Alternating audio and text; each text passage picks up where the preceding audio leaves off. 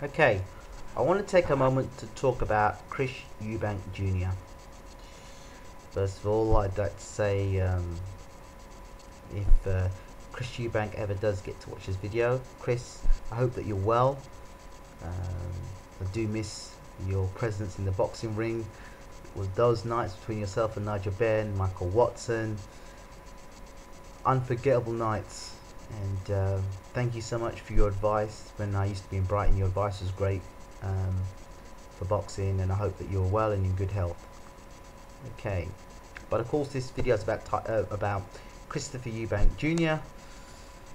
and yeah, what can we say? He's got some talent.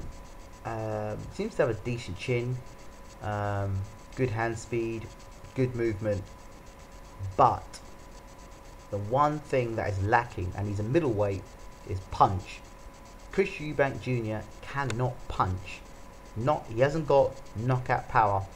Not the sort of world-class knockout power that's going to be able to get him out of trouble when guys with bigger punches start pinging him.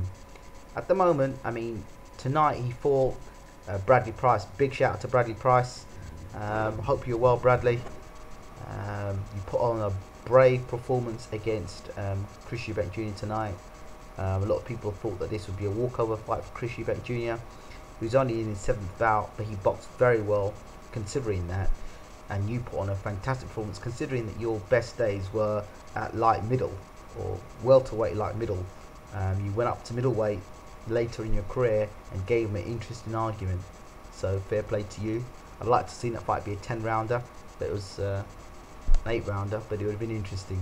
But still, I thought it was a good fight, entertaining fight, and credit to Chris Eubank Jr. for stepping in and want to fight these guys and his father. Yeah, they are pushing the agenda and they're pushing the fight. They want to fight James DeGale. I'm not so sure about that just yet, but yeah, he can't punch and he leaves his chin open and he is vulnerable to the right hand over the top. So any experienced fighter who's got a bit of pop can draw Eubank forward by throwing the double jab, feinting him to come forward, and he drops the left hand, you can bring the right hand over the top. I suspect that, and he has moments in fights where he's not very active.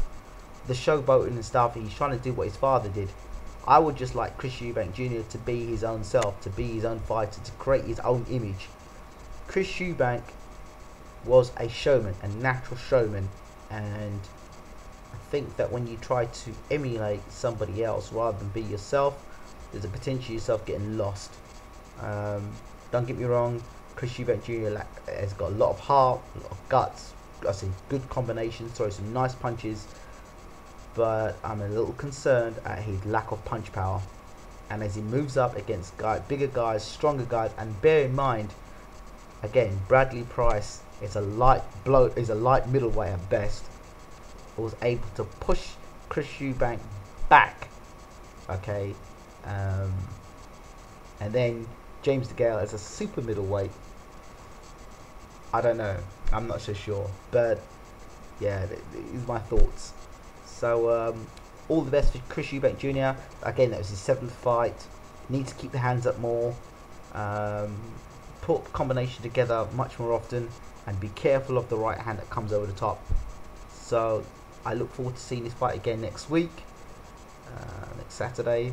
It's fun, it's gonna be an exciting career, and obviously it looks like they are looking to fight guys and not mess about in the business. So yeah, it's got some talent, but again, it's question marks about the punch power.